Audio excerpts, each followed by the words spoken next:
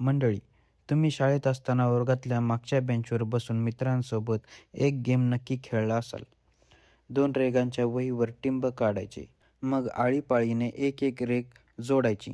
ज्याच्या रेघेमुळे चौकोन पूर्ण होईल तो त्या चौकोनीत आपल्या नावाचं पहिलं अक्षर लिहायचा आणि शेवटी ज्याचे सर्वात जास्त चौकोन तो विजेता. वर पाहिलं तर हा एक साधा खेळ वाटतो. पण तुम्हाला माहीत आहे का, याच खेळामागे लपलं होतं गणिताच्या इतिहासातील सर्वात कठीण कोड्यापैकी एक. जगभरातील गणिततज्ञ जवळपास 80 वर्ष हे कोडं सोडवण्याचा प्रयत्न करत होते, पण कुणालाही यश मिळालं नाही.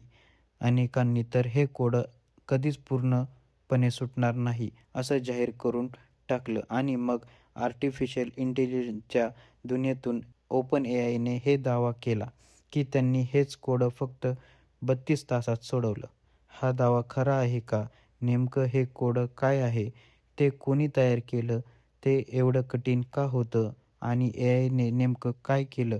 चला संपूर्ण गोष्ट अगदी सुरुवातीपासून समजून घेऊया. पाऊल एडॉर्स कोण होते? ही गोष्ट सुरुवात होते हंगेरीतील जन्मलेल्या जगप्रसिद्ध गणितज्ञ पाऊल एडॉर्स यांच्यापासून. त्यांनी आयुष्यभर 1500 पेक्षा जास्त संशोधन पेपर्स लिहिले.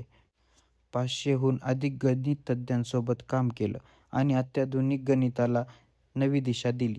त्यांना गणित म्हणजे एक खेळ वाटायचा, पण हा खेळ इतका सोपा नव्हता. त्यांनी अनेक प्रश्न मांडले, ज्याची उत्तरं दशकानुदशके कोणालाही मिळाली नाहीत. त्यापैकी एक प्रश्न ग्राफ थिअरी आणि कॉम्बिनेटोरिक्स या शाखेशी संबंधित होता. साध्या खेळामागचं अवघड गणित तुम्ही लहानपणी खेळला. डॉट्स अँड बॉक्स हा फक्त टाइमपास नव्हता. प्रत्येक चाल पुढच्या अनेक चालीवर परिणाम करते. कुठे रेघ मारायची, कुठे थांबायचं, कुठे विरोधकाला सापळ्यात अडकवायचं, हे सगळं गणिताच्या भाषेत अत्यंत गुंतागुंतीचं होतं.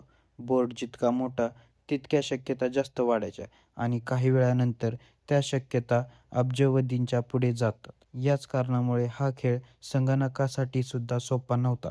80 वर्ष का सुटला नाही? कारण हा प्रश्न फक्त उत्तर शोधायचा नव्हता, तर प्रत्येक शक्य परिस्थितीचं विश्लेषण करायचा होता. मोठमोठे गणितज्ञ, सुपर कॉम्प्युटर्स आणि असंख्य संशोधन, तरीही पूर्ण उत्तर मिळत नव्हतं. काही भाग समजले, काही नियम सापडले, पण अंतिम सिद्धांत हाती लागत नाही. म्हणूनच हे कोडं गणितातील सर्वाधिक कठीण समस्यांपैकी एक मानलं जाऊ लागलं. मग ओपन एआयने काय केलं? आर्टिफिशियल इंटेलिजन्स म्हणजेच फक्त ChatGPT नाही. ओपन एआयने विशेष संशोधनासाठी एआय रिसॉल्विंग मॉडेल्स तयार केलं. हे मॉडेल माणसासारखं एक पाऊल विचार करतं, गणिती सिद्धता तपासू शकतात, असं सांगितलं जातं. या संशोधनामध्ये एआयला हजारो शक्यता तपासू दिल्या, वेगवेगळ्या गणिती नियम एकत्र वापरले गेले आणि फक्त 32 तासाच्या आत एआयने एक नवीन सिद्धांत शोधून काढला, ज्यावर संशोधकसुद्धा आश्चर्यचकित झाले. एआयने खरंच माणसाला मागं टाकले का? हा प्रश्न आज सर्वत्र विचारला जातोय. कारण ज्या समस्येवर माणसाने अनेक दशकं अडकली होती, ती एआयने अत्यंत कमी वेळात सोडवली. याचा अर्थ एआयची गणित शक्ती आणि तर्कशक्ती अभूतपूर्व वेगाने वाढते आहे. मात्र याचा अर्थ असा नाही की एआय स्वतःहून सगळं निर्माण करतं.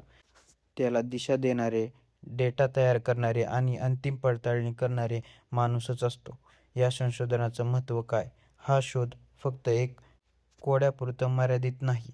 यामुळे औषध संशोधन, सायबर सुरक्षा, अंतराळ संशोधन, क्रिप्टोग्राफी, नेटवर्क डिझाइन आणि आधुनिक संगणकीय विज्ञान यामध्ये मोठी प्रगती होऊ शकते. कारण अशा प्रकारची गणिती सिद्धता अनेक क्षेत्राचा पाया असते. पुढे काय?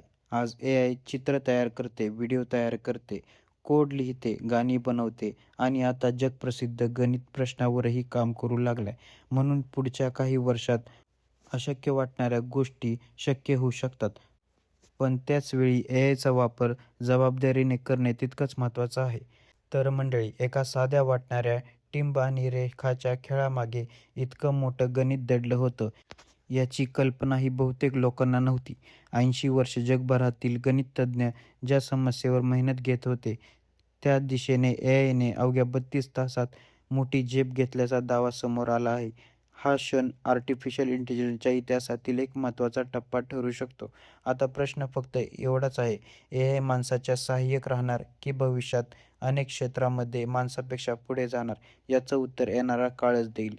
जर तुम्हाला अशीच तंत्रज्ञान, एआय आणि जगभरातील सर्वात मोठ्या घटनांच्या सखोल स्टोरीज पाहायच्या असतील, तर व्हिडिओला लाईक करा, चॅनल सबस्क्राईब करा आणि बेल आयकॉन दाबायला विसरू नका.